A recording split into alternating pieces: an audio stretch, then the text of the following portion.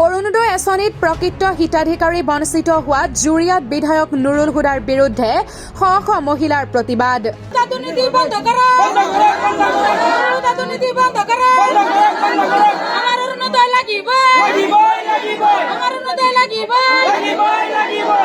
Ward সদস্যয়ো উজাৰিলে ক্ষোভ।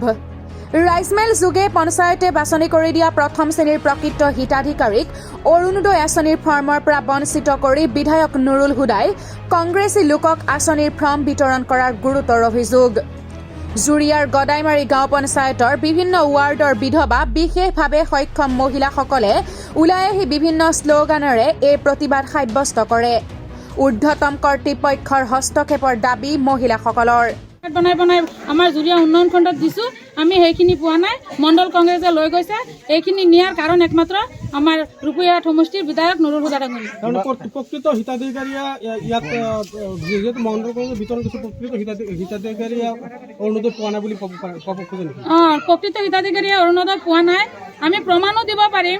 আৰু আমি যে জেনুইন মানুহখিনি বাছি পেলাই উলিয়াইছিলো, আমাৰ হাতত ফৰ্মেট আছে, ফৰ্মেটটো আমি দিব পাৰিম লগত। আৰু গোটেই ৰাইজৰ ডকুমেণ্ট সংগ্ৰহ কৰি আপোনালোকে নি পেলাই প্ৰমাণ কৰিব পাৰে যে আমাৰ প্ৰাপ্য হিতাধিকাৰী অৰুণোদয় আঁচনিৰ পৰা বঞ্চিত হৈছে। আমাৰ আপত্তি হ'ল এইটো, আমি 21 চনৰ এখন অৰুণোদয় আঁচনি আছিল, থকা অৱস্থাত আমাৰ গাঁও সভা বহি আমি ৰাইজে চিলেকশ্যন কৰি যিখিনি অৰুণোদয় দিছোঁ এইখিনি চব মানুহে পাইছে আৰু সত্য হিচাপে সেইবিলাক মানুহে পাইছে।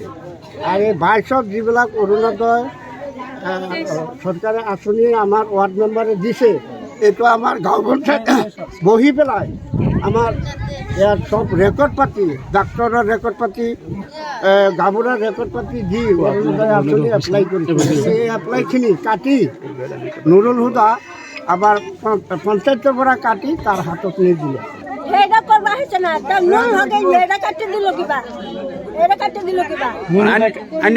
আপুনি পোৱা নাই অৰুণোদয়? পোৱা নাই।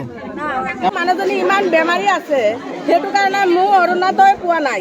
সেইটো কাৰণে মই চৰকাৰক কিবা জনাইছো, মোক অৰুণোদয় লাগিবই। এপ্লাই কৰিছো, নাম অহা নাই। কিয় অহা নাই মই কেনেকৈ ক'ম?